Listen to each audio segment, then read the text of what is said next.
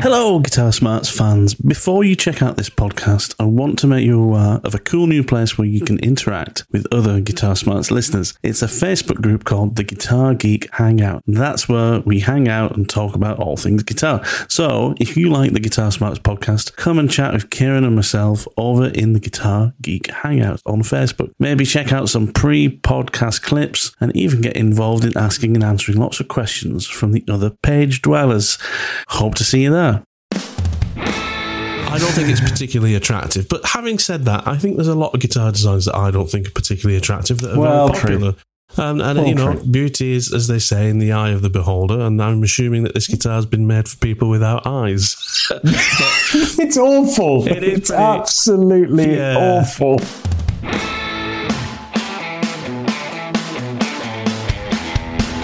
Greetings, welcome back to the Guitar Smarts podcast. This week we discuss some of the latest gear to hit the market from the likes of Line 6, Keeley pedals and Gibson guitars. Now we were going to continue our discussion around Kieran's recent guitar safari to London, but we got carried away talking about all the new gear and we ran out of time. So please look out for an upcoming podcast regarding that. I'm sure Kieran will have lots of exciting news about what he plans to spend his well-earned cash on next. Anyway, the usual housekeeping. As always, remember to like and subscribe to this podcast so you won't miss the next show. Check out the LinkTree in the description. That provides you with quick and easy links to our podcast page on Spotify, the backing track solo challenges we've recently produced, and some excellent Spotify playlists related to the previous shows.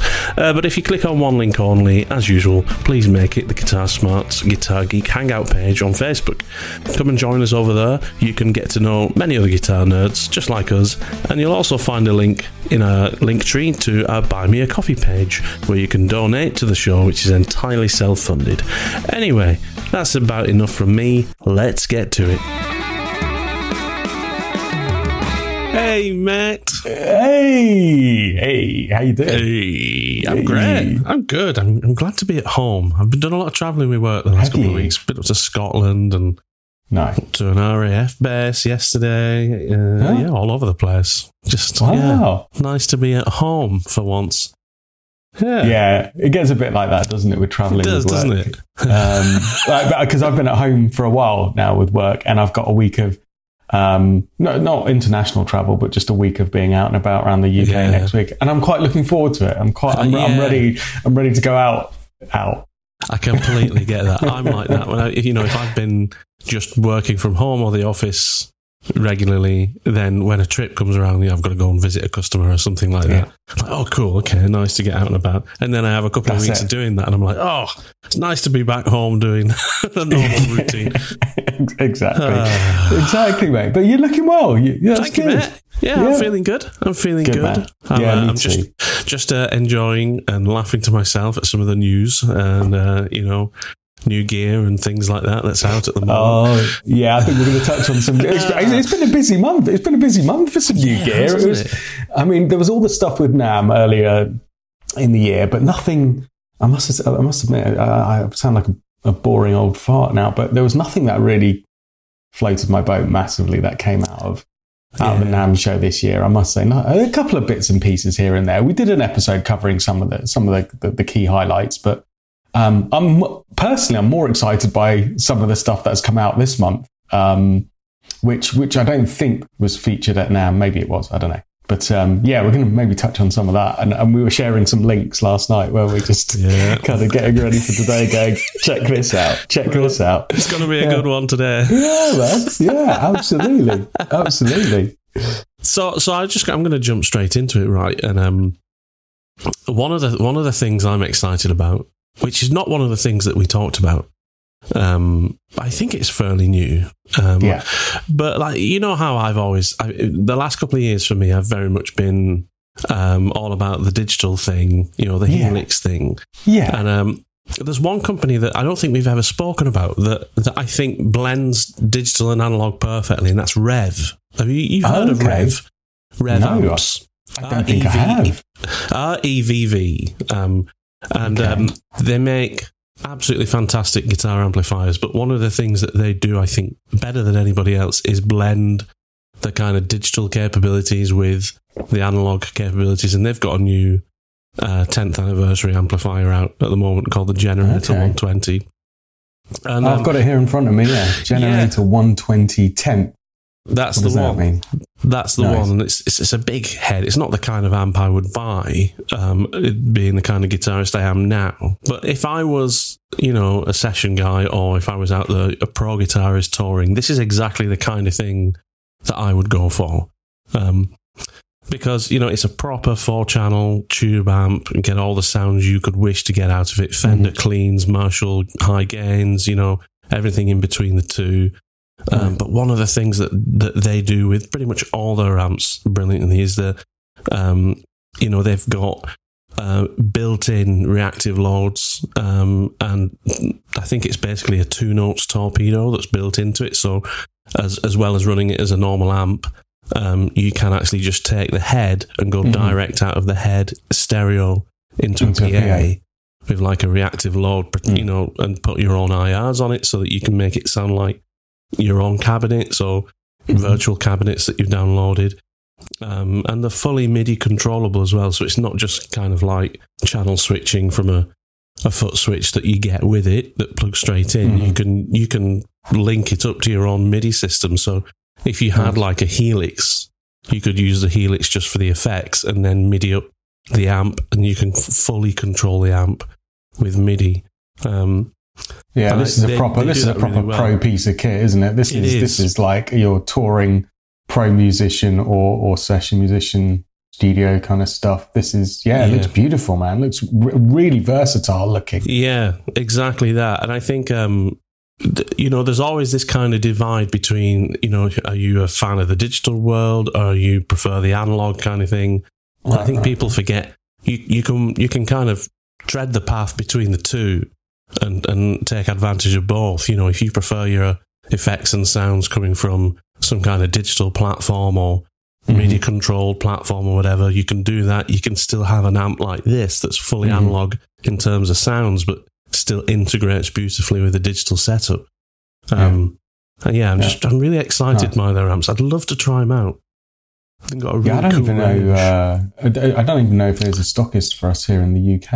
I think Anderton's do them. I think Anderton's do they? Yeah, absolutely. Yeah, I think they are all available in the UK, and some of them are really well priced. I mean, the little lunchbox head, the D20, I think it is, which has got a lot of this kind of stuff built in as well. I think that's about $1,000. For the level of I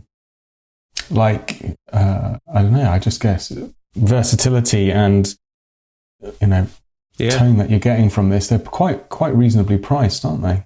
Exactly that. Yeah. Cool, man. We might have to go and try some of those out. For sure. But tell me what you've what's tickled your fancy. In terms of things that I'm seriously contemplating, in fact, I am just going to buy. Is the one? Well, I don't think it's like it's a pedal, right? And it's the one that you sent me, I think, a link to a few weeks ago, and I had a look at it and I just went, well, yeah, I'm just going to buy one of those because that's exactly the right price point.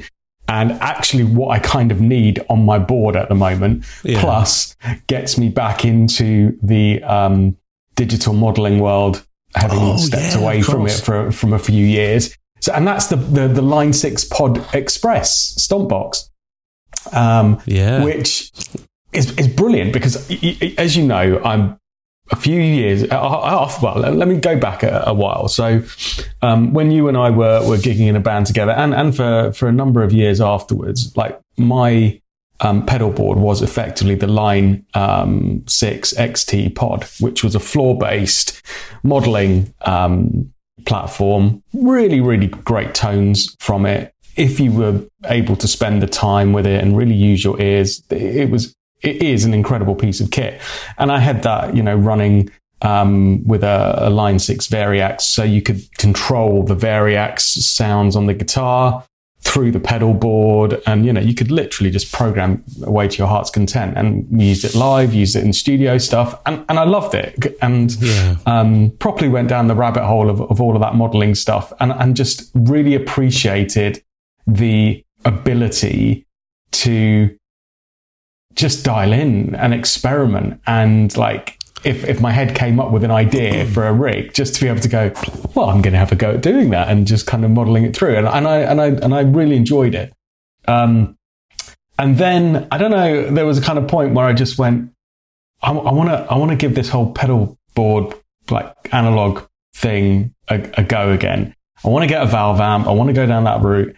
And for the last 10 years, that's the kind of journey that I've been on, because I found it incredibly satisfying in terms of tone. And I'd only ever used solid state amps all the way up until that point in my life. I'd never owned a valve amp. And I think a friend of mine lent me a Blues Junior, just to have a go with, because he'd also heard that I'd never played with valve amps really, or owned them. I'd only ever used solid state. And just borrowing that Blues Junior and just noodling on it at home, I was like, wow, I get the whole valve thing. So that kind of sent me down that path, and I haven't really looked back. And the other thing is I've really enjoyed the simplicity of it, and it made me realize how much time I'd spend at a gig, before a gig, between gigs, dicking around with like my Line 6 pod and programming patches on the Variacs and all of that, and kind of tweaking. And I am like OCD to the max with things like that. So I would always be constantly trying to tweak stuff, and then not having all of that facility to be able to do that with the pedals and an analog amp, and just having to make do with it, made me appreciate things in a whole new way. Now, don't get me wrong, I've still got a behemoth of a board with a lot of pedals on it, and I still do tweak stuff. It's not like I rock up with a valve amp and just plug straight in and use the volume and tone controls on my guitar and that's it. I still have a board, but for me, it's lended itself to a much more simpler way of approaching live guitar performance in a way that I really like. And I like the whole buying and pedals and stuff like that. Of course, who doesn't? But I've had envy of you and your Line 6 Helix journey, because I remember what that was like, and I always took pride in myself at being an early adopter of technology and gadgets and all of that, and I've always kind of been like, am I losing that kind of keeping up with the times kind of mentality by going back to the old traditional ways, right? So I kind of toyed with the idea, and yourself and a number of my mates, Damien as well, and Matt and a whole bunch of them, all into the modeling stuff now, trying to get me to do it. And I haven't decided to go back to and buy a Helix or anything like that. But then you sent me this link of the Line 6 Pod XT Express, which is basically a regular pedal stomp box sized pod for the modern era, that I can put on my board, and it has a bucket load of amp simulations, drives, distortions, etc., but all the modulation effects that I could want as well. And that's kind of what I'm looking for as well, is being that single guitarist in a band, being able to vary my sound and create some slightly different soundscapes at the click of a button for some songs, right, where I think it's necessary. That's why I haven't gone down the Helix route, because by and large, I'm really happy with my gain stages and my pedal format for 80% of songs that I do in the band. But there's a few songs where I'd just be like, it would be nice to have something different here, or just bring in this effect or that effect. And I don't really want to add more pedals to my board, like multiple numbers of pedals to do that. So a little multi-effect stomp box like that, which looks simple to use, so has that simplicity of functionality, has that pedigree of Line 6 and Helix kind of, I think it's bias effects, isn't it? Yeah, exactly. That really appeals. And so this thing's just come out, right? So it's reasonably priced. It's £199 of imperial coinage. But I think that's quite reasonable for what you're getting. That was quite a long ramble, but I'm excited by this, mate. Mate, I think you're right. I think it is good. I mean, I remember reading about it when it came out the other day and thinking, who's this for? Because there was a couple of features that I thought it could have done with to really make it like a no-brainer. Like if they'd have just stuck MIDI on it, then that would have been like, cool, I can now switch between presets via MIDI. But it doesn't need that. I'm just being nitpicky, really. But I was watching a review of it yesterday by a guy called John Cordy. Mentioned him a few times. He's got a great YouTube channel. He does a lot of talking about the modelling stuff. And he's got hold of one of these Pod Expresses and did a demo of it. It sounds fantastic. It really sounds good. And he thinks it's genius for what you get, because like you say, you can stick it on your board and it gives you all those different options for different effects that you might only need for one or two songs. You can, you don't have to buy then a dedicated effect pedal for something. But it really does also sound good as an amp modeler. You can create presets and access them relatively quickly if you need to. You can set up the pedals to do different things as well if you want. So if you want the tap pedal, it could actually be like a boost pedal instead.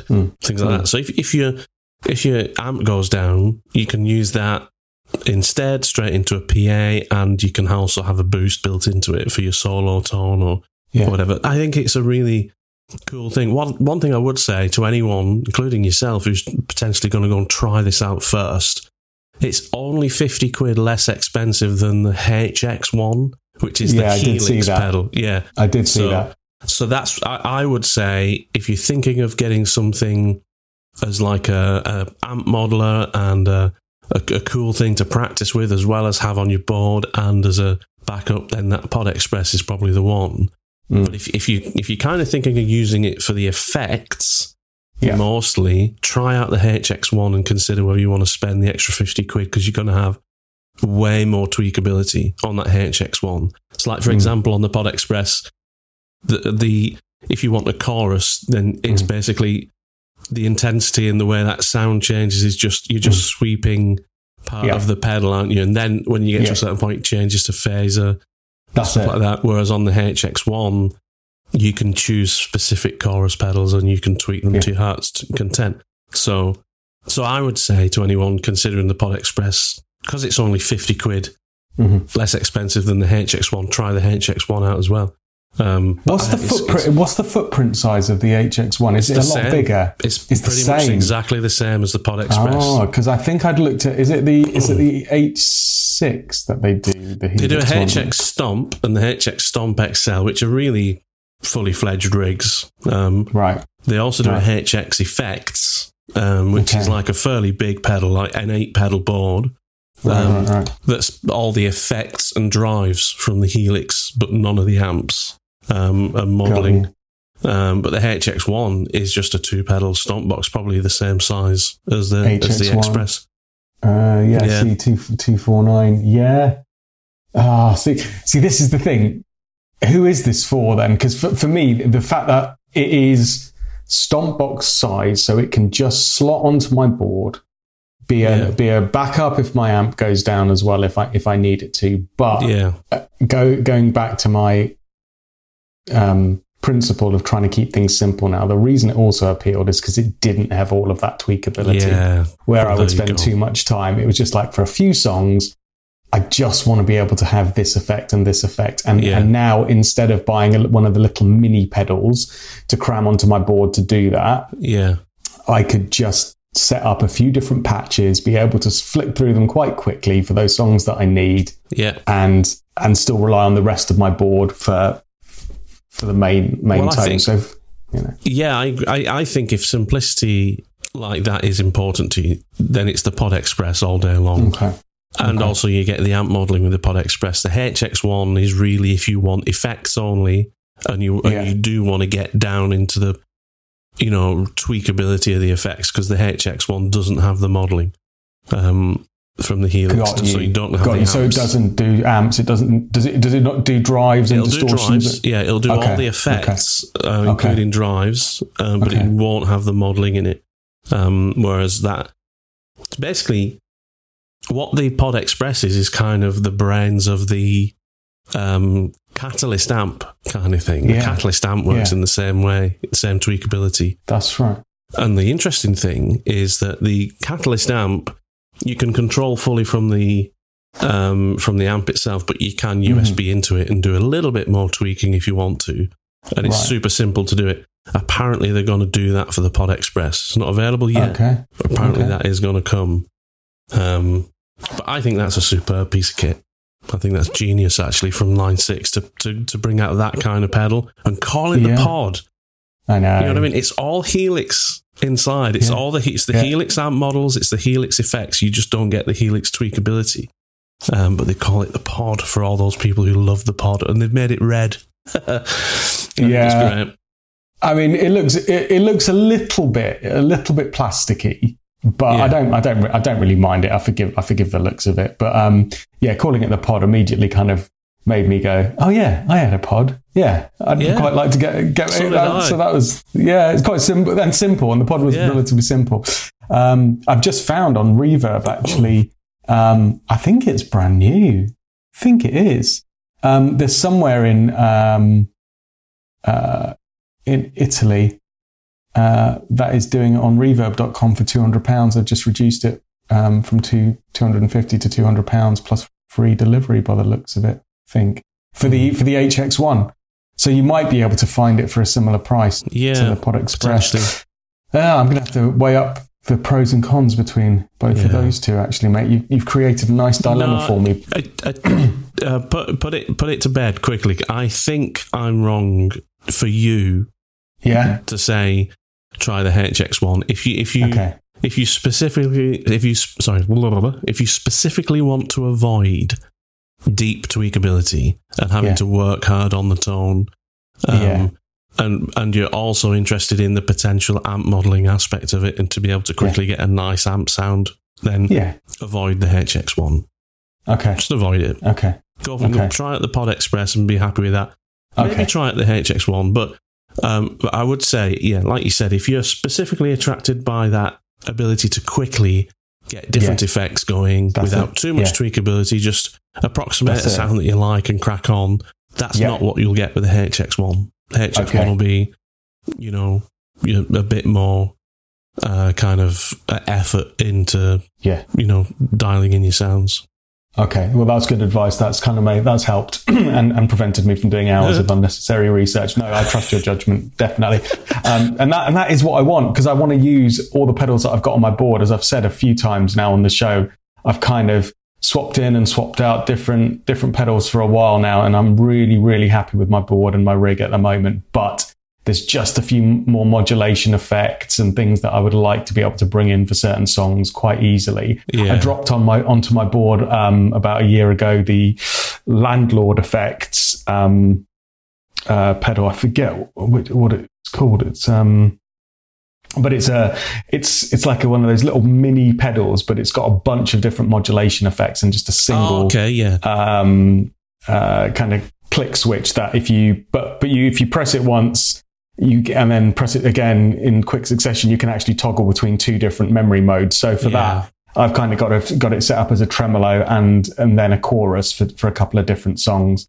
But that's fairly limited. So in terms of modulation type effects and things, I've basically only got tremolo and chorus. I've got a delay, a separate pedal, and that's it. The reverb is done by my amp. So just to be able to have a little bit more, maybe drop in a flanger for a couple of songs that could do with it, stuff like that. I just want to be able to have that a little bit, but I'm not trying to get exact with everything. As you say, it's approximations just for a few songs to give it something else. Yeah, just a little bit of salt and pepper, right? That's it. You're not making a souffle. I don't want to. I ain't got time to do souffles anymore, my friend. I just want to have fun. And the Pod XT, the Pod Express, it just looks fun. I quite like the look of it. It looks silly. It looks really silly and fun. I like the idea of getting one to kind of just have on my desk to kind of plug in, because it's got a headphone out. It is made to be kind of like not just a pedal that you'd put on a board, isn't it? It's meant to be this multi-function, multi-use Cool. It's just really great. I like I said, when I first saw it, I was like, "Who's this for?" I don't know. Is this for me? It is. It's for you, Kieran. That's who it's for me. It's exactly for me, based on all the reasons we've said. So yeah, I'll go and get one of those at some point and try it out. Maybe after the Easter break. I've got a busy time coming up over Easter with family holidays and stuff. But when I get back, I'm gonna get one of those and have some fun with it, I think. Sorry to interrupt this conversation. However, if you're a regular listener, then do us a favour. Share us with your friends. Spread the word. Help us to grow. Remember to hit that subscribe button wherever you listen to your podcasts. Let's get back to the show. Anything? Right. What else? Because there's loads of gear we could talk about today. Speaking of pedals, I just want to quickly talk about Keeley electronics. Right now, this is something more serious and exciting. Yeah. Now, if I had a pedal board, right, an actual pedal board, I do want to build one. These new kind of 4-in-1 pedals that he's created, these are exactly the kind of drive pedals I would go for. In fact, I'm super impressed by a couple of the innovations, because it's got to be really hard these days, right? If you're a boutique pedal builder, to come up with something different. Because one of the things that boutique pedal builders kind of have to do, they have to stay close to known things, don't they? You know? Yeah. It's like, if you're going to go and buy a boutique pedal, you want it to be like a something that you know and feel comfortable with, that's just, extra cool or extra good, So they tend to have to stick to cloning stuff effectively, right? Stuff, but pedal clones is a thing, right? This is a clone of this. This is a clone of this. Like, how often is that used, right? Exactly. So if you have to design like that, how do you innovate and still kind of stand out? And I think they've done it beautifully with these new 4-in-1 pedals. And the one that I really like the look of and sound of, Sean Tubbs, who is a superb guitarist. He just did a demo of the Blues Disorder Overdrive, which is one. They've got great names, by the way. Really great names, and you can kind of guess what they're doing from the names. But they're basically it's two drives in one pedal. Like the Blues Disorder, as you can probably guess, is a blues breaker circuit and an OCD circuit. So you remember the full tone OCD hard clipping. So you've got the soft clipping blues breaker and you've got the hard clipping OC D distortion in there. It's really funny, actually, because if you go on Keeley's website and read the blurb about these pedals, you can tell he's not really allowed to say the name of the pedal, but he just says enough. Like he says, with both switches up, it's a smooth, soft clipping bluesy breaker. And then and he also mentions the hard clipping OC distortion. So you can guess what he's doing. Here's the cool thing about these pedals, right? They're super simple to control: tone, drive, and level, like you would want, right? Just really simple layout. Love that. Exactly. You don't have to work. Some people like a full EQ section. I've never liked that. I just like a tone that's basically just like a low pass. That as you kind of roll off the high end. But it's got two switches on.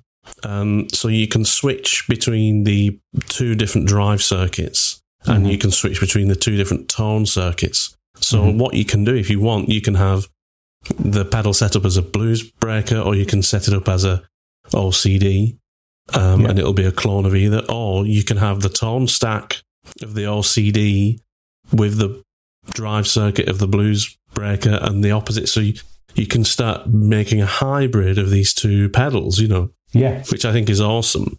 But do you know what my favourite bit of innovation is with these? And I think some people think I'm mad that this is my favourite thing, because it doesn't.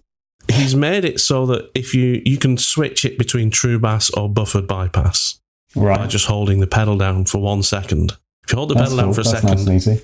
It'll go true bypass. If you hold it down for another second, then when you bypass it, it'll be a buffered bypass, which is super important if you've got quite a long chain of pedals in your board and you get a lot of tone sucking, from all that cabling and stuff like that. To be able to switch it to a buffered bypass so that you get that signal boost coming out of the pedal, whether you're using it or not, that's a really handy tool. But I've seen it on pedals before, but it's normally via like a little dip switch or something like that you have to take the back off to kind of flip. Exactly. I think my Soul Food has got that functionality, so I've not seen it where you can just press and hold and do that. That's quite cool. That is cool. And some of these pedals that he's done are kind of they've got the Boss pedal as one of the options, right? So I think one of them is like with an SD1 as one of the pedals, right. and then something else, and then another one is kind of like the DS1 plus something else. You're right. Yeah, so I think it's I'm looking. Yeah, it's legendary 78 Japanese orange distortion. So that's the DS1. Right? That's the DS1. Yeah. Or a 91 Soviet Civil War fuzz. Clearly a big muff. That's the Russian big muff. Yeah, right? Exactly. And then the other one, you don't even need to read the page to know which two pedals it is. It's called the Noble Screamer. Gee, I wonder which two pedals that one could be. Noble's ODR1 and an Ibanez Tube Screamer. And a Tube Screamer, yeah, exactly. Yeah. So you've kind of got the Super Rodent as well. I love that Rodent, one. That's right, which is obviously the Rat and the SD1. The Boss. So you've got like basically all 8 of pretty much the every overdrive circuit you could ever really want. Blues Breaker, the OCD hard clipping, like you said, the SD1, the DS1, the Rat, Big Muff, Nobles, and the Tube Screamer. That's if you had all those drive pedals, that's all the drive pedals you need. Basically, it's a really awesome range of pedals. Everything else is a clone of those. Yeah, exactly. In some way, right? You're absolutely right. They really are. I remember Brian Wampler saying on a thing, he said, like, almost all drive pedals are the same circuit or a variant of a number of circuits. There's nothing different really about them. They're all just, amplifiers with clipping diodes. They're just arranged in certain ways to do different types of clipping or amplifying. So, yeah. Check the pedals out. They look really cool. They look beautiful. They look really quality, as you'd expect from like Keeley. As you've said, I think the pedals they've chosen, I would quite happily have any one of those. Yeah. Sometimes you see in like a lineup of a few pedals, you go, oh no, who's going to buy that one? Or that one seems a bit niche. I'd like to try all of these. Yeah, exactly. And they're again, they're £200, right? So they're not extortionate. But can you go and buy a Blues Breaker pedal and a OCD for $200? No, you can't. So I think some combinations this represents good value for money. Yeah. The Super Rodent, arguably, you could buy a SD1 and a Rat for less than 200. Yeah. Yeah, so I think in a couple of, but that's missing the point of this blending function and like space saving element of it, and the kind of the kind of combination element of this. So I think in some instances it definitely represents good value for money. I think it's really good value, not just because of if you kind of add together the value of the pedals that they're approximating. I know you can't use it as both pedals at the same time. Mm-hmm. It's still one. It's either one or the other. Mm-hmm. That hybrid functionality, I think, adds a lot of value. But it's a Keeley pedal. Keeley's, they're up there with the best of them. They're a boutique pedal maker, and they do some absolutely fantastic stuff. And actually, all their pedals I've always thought were really reasonably priced for. Yeah. For pro pedals, these are the pedals that will sit on, big stage boards. A proper serious guitar players will be putting these on their boards. And I think £200 is like, if you're building a pro board, I think £200 is probably the sweet spot for a decent overdrive. I think so. You can get a lot for your money for less, but I think. Yeah. If you can budget £200 for a proper, decent overdrive, that gets you everything you'd need. Yeah, absolutely. I mean, look at some of the prices of some of the boutique pedals that are out there. I mean, that arguably don't deliver much more, but you're paying for fancy graphics and the boutique element of it. So I think they're priced really well. So yeah, really exciting. Very cool. Right. I know we need to talk about Guitar Safari Part 2, but can we quickly talk about Gibson? Well, that will make a nice segue from where we left our listeners last time. That's true. With my trip to the Gibson garage. So Gibson have released a couple of bits of newsage and information this month, which is, I don't know, it's made us chuckle again, hasn't it? Where do we begin? Let's start with the Theodore standard. The ridiculous or the pointless? Well, I don't know which one's which. But it applies to both. Let's talk about the Theodore, because I think we did mention this briefly on another podcast a while back when they they teased us with this guitar for a few months, didn't they? They released it. It didn't tease me, and I'm not sure who it did tease. I think they wanted to tease people with it, and clearly somebody must have bought some of the original Theodores, but. Yeah, it just makes me laugh. It really does make me laugh. Go on. Before I start ranting, So Gibson announces the Theodore standard, bringing the unearthed archive design to the firm's core USA line for the first time. So I think last year or the year before, 2022. That's right. It was a custom shop model, wasn't it? And it was a design that Gibson had from back in the 50s. Did it ever come out in the 50s? I don't actually know. I think back then they realised it was a shocking design, right? Because it looks like it's like somebody's chopped a tulip in half. I don't think it's particularly attractive. But having said that, I think there's a lot of guitar designs that I don't think are particularly attractive that are very popular. And beauty is, as they say, in the eye of the beholder. And I'm assuming that this guitar has been made for people without eyes. It's awful. It's absolutely awful. It is. It's not. I mean, sorry, it's just ugly. There's a board meeting that hasn't happened clearly somewhere within Gibson. It's not an attractive guitar. It just isn't, unfortunately. But I guess Gibson. What are you doing, Gibson? well, this is your phrase, right? Where you go, this might be a bit of a money making scheme, right? But I mean, there are examples in Gibson's history where they've produced guitars that haven't sold, and I remember watching a very famous YouTube video of a model that they did it a few years back that just didn't sell, and I remember somebody had found like the kind of recycling plant for Gibson where they've just got like hundreds and hundreds of these guitars that no one bought, that they were just literally having to destroy. I forget the model that it was, but so everyone makes mistakes sometimes, but it's just the marketing bump behind this that just makes me laugh, right? I mean, so the Gibson propaganda around this talks about, this being buried deep in the vaults of the Gibson archives and almost unearthed. And I think one of the Gibson spokespeople, here it is, director of product development, went as far as to label it the guitar equivalent of discovering King Tut's tomb. What? It's like, well, exactly. What? Right. So, they're building this kind of mythology around this frankly horrific looking guitar, which, as far as I can see, doesn't have anything particularly innovative. I mean, it's different for Gibson in terms of some of like the headstock choice and the body shape and some of the materials, I think, and the wraparound bridge element of it. I think that there was a nylon nut with the original kind of drawing of it. So anyway, this got unearthed back in 2022 as some fabled lost kind of relic of some holy grail type thing, which Gibson Custom Shop then did a production run of that sold.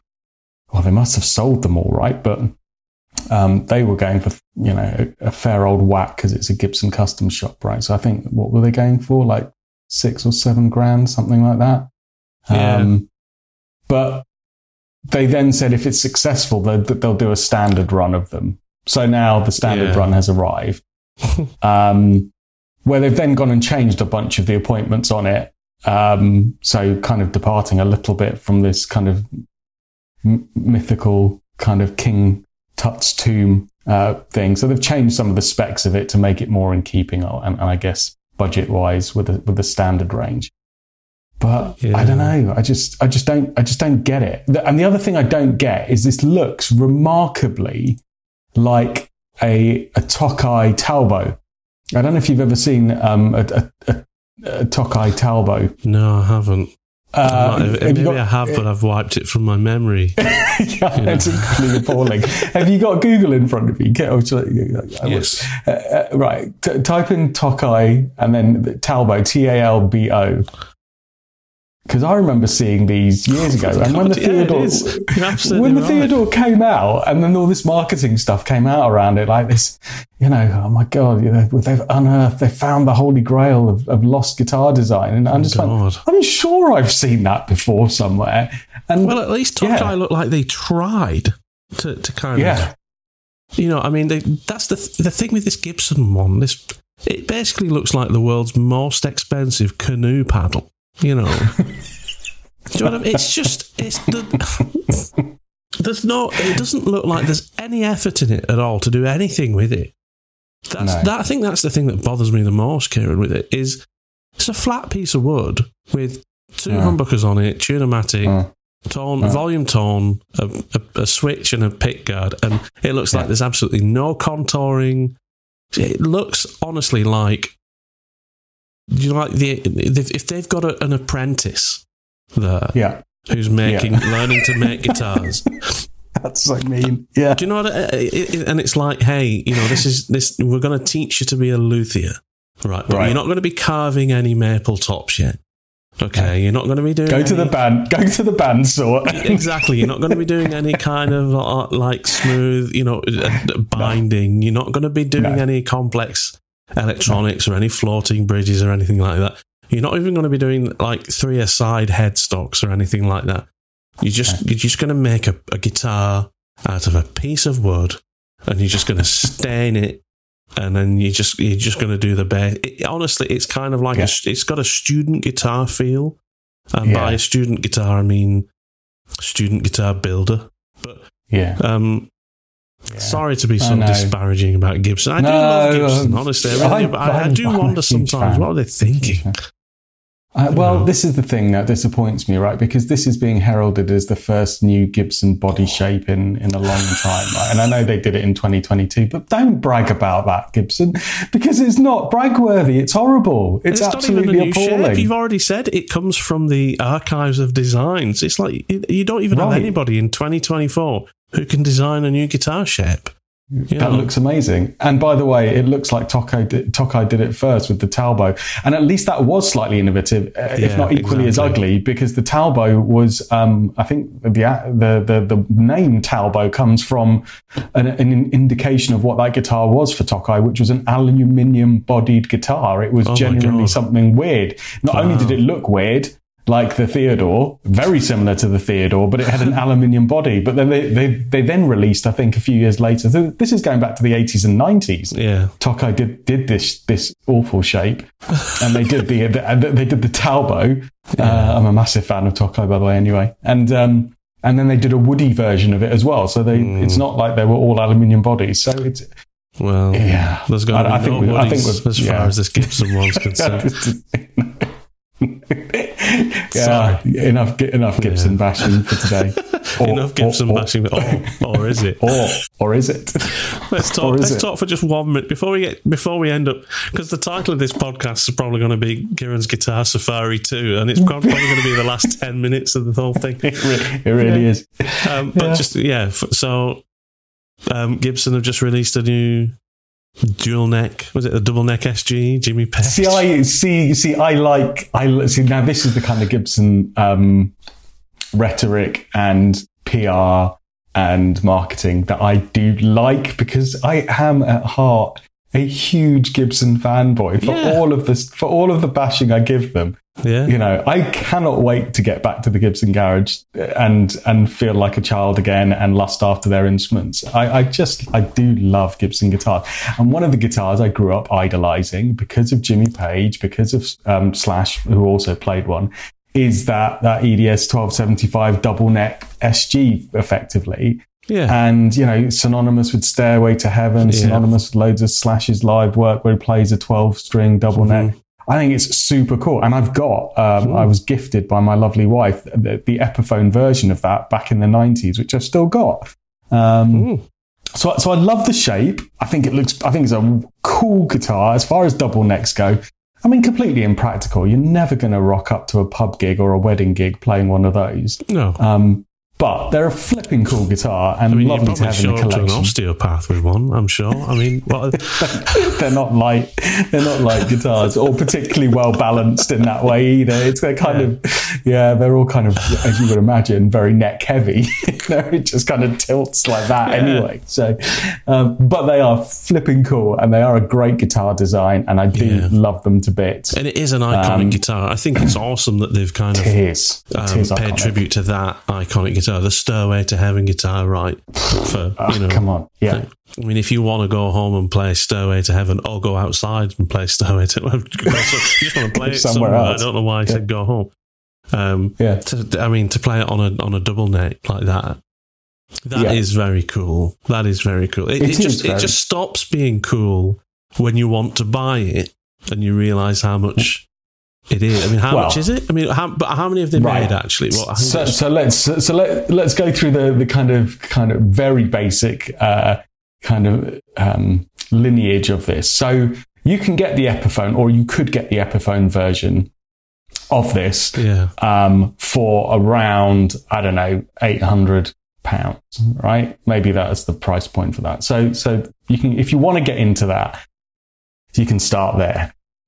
Gibson still produce, I think they stopped it for a long time, but they do now produce a standard version of this, which will set you back, I think, £5,000 to £6,000, which if you think it's two guitars effectively, £5,000, £5,500, $6,000, you can buy the Gibson full fat version of this standard edition.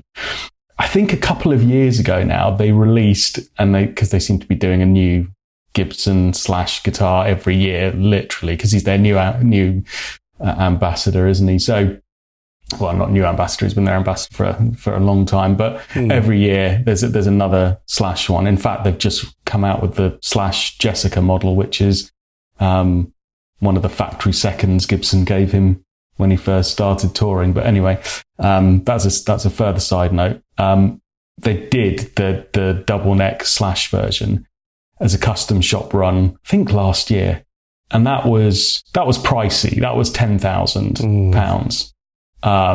But you go, okay, well, it's a double neck and it was a fairly limited production run, I think. But they've notched it up again now, my friend. So the Jimmy Page one, I believe is limited to 50 units only. I think, from what I can recall, Jimmy Page is going to have signed and played all 50 of them. I don't know what he's going to do, just like strike an open E chord and then hand it back. There you go. Done. It's just got to be Stairway. Come on, Jim. Well, you've got to play Stairway to Heaven from start to finish on all of them. On like the first 7 of them, I reckon. I think if you're buying number 47, it's probably just an E chord. Yeah. You got bored by then. Yeah, did Jimmy play this one? Yeah, he did. He tuned it up, and by the time he'd finished tuning it up, he got bored and handed it back. Yeah, but he did. He did tune it up. Yeah. So he'll have signed all of them. I think it's only available from the Gibson garage in London. Right. Okay. So you can only buy it there anyway.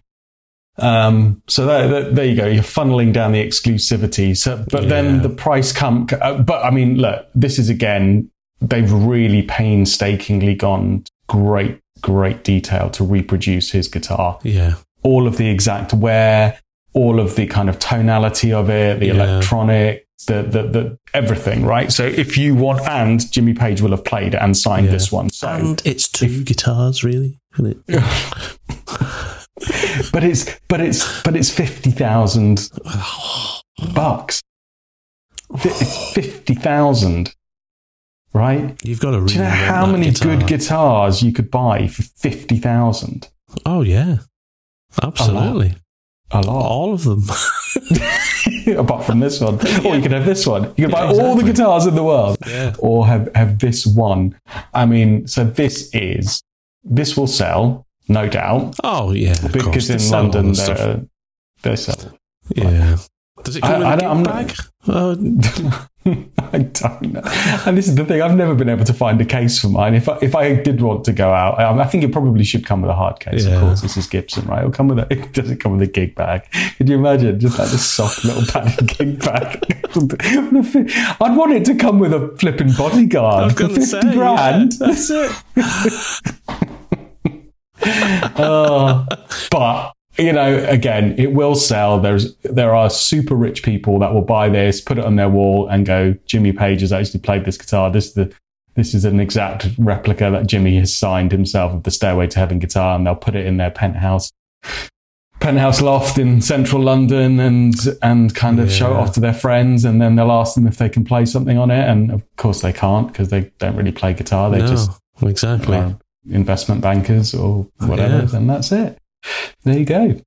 So, well, that's that. I'm probably just jealous that I haven't got £50,000 to lavishly just spend on it. But yeah, well, I mean, if I did have £50,000, I wouldn't be buying that, But I just, it doesn't appeal to me. But I kind of get why it's that price. I do. I mean, when Fender 20 years ago now, they released those Blackie Strats. That was a very limited run, and they were all pretty much exact copies of them after Guitar Center had bought the actual one. And they were 25 grand each back then. If you think about how much there would have been now, and at the exclusivity that Gibson had done it, maybe it's not such a bad price after all when you look at that particular market of guitars. A limited run. Detailed reproductions of very famous guitars. 47 grand for a collector who's got that money and wants something very exclusive. You can be damn sure it's not going to go down in price. That's true. Going to sell it again. That's true. Maybe it's not so bad an investment. That's true. It's not a player's guitar, though, is it? And I think that's what it fundamentally comes. That's where the rub always comes down to with you and I, which is why we have a kind of have a go at Gibson for it, because this clearly isn't a player's guitar. The £20,000 Greenie, it's not a player's guitar. You're not going as a jobbing musician, be you pro, semi-pro, whatever. You're not going to go out and play this anywhere. You're probably not going to play it a lot at home because it's going to sit in a glass case up on a wall and just be looked at like a piece of art. But there are people that will spend more than that on famous pieces of art and have them up on the wall. So is this any different? Should we stop bashing Gibson for these as players' guitars that are clearly not that, and just look at them as pieces of art? Maybe that's the bit that we're missing, Matt. Maybe these aren't ever supposed to be players' guitars. These are supposed to be collectible, kind of heirloom pieces of art handed from generation to generation and treasured and looked after. If they're looked after well, they're not going to. I think you're right. The tributes disintegrate. Tributes to a thing that is part of history, rock and roll history, and they're trying to preserve the history of that. And I can imagine, the cost of creating these guitars. The labour of all the people involved, the time spent, the detail that goes into making them. I'm sure the whole project has been hugely costly. I'm sure that actually there's not a huge amount of profit in them. I mean, there's a huge amount of profit in the materials, I'm sure, but in terms of the cost of the development of the product, I'm sure it's a very, that's quite a lot of money. But I agree. We can be disparaging a Gibson, but I think they're still doing something important with these things. So they are making history. You say it's not a player's guitar, but I don't think the Epiphone version's a player's guitar, to be honest. Proof in point. It's the one guitar, and I think I said this on the last podcast episode. It's the one guitar in this room that has not had a string change or tune up or setup in over a decade, and I've even bought the strings to do it, and I just haven't. That's by definition not a player's guitar. It's not, is it? It's really not. So I will make it a player's guitar again because my eldest son is desperate to have a go on it. Fantastic. So I will. I'll put a new set of strings on it, mate. I haven't got time to go into the Guitar Safari Part 2, so it's gonna have to hang on the cliff edge, I'm afraid, because we've gone over this episode. But I promise you, I will on our next call talk about the other element of the guitar safari I went on in London, and some of the wonderful things that I played and saw and still kind of coveting in a way. So yeah, we'll have to do that next time. For sure, man. For sure. We need to get out and actually do a guitar safari together at some point soon. London. I want to go to Gibson Garage with you, and then I want to go to Denmark Street. And I think that sounds like an awesome afternoon of enjoyment. So let's get a date in the diary. Let's earn enough brownie points with our respective better halves to go and just swan off for an afternoon in London. Because man, we would have so much fun, and we could take the podcast with us and record some footage while we're there, and have a good laugh. That's the plan. Right, dude, have a brilliant weekend. Good to talk to you as always, mate, and I will speak to you. I'll speak to you soon. Speak to you soon, mate. All the best, mate. Bye bye. Cheers, mate. Bye. Thanks so much for listening. If you like what you hear, then why not give the rest of our shows a good listen too? And if you love our podcast and are a regular listener who wants to support the show even more, then consider buying us a coffee over on our Buy Me a Coffee page. Anyway, see you again next time on the Guitar Smarts podcast.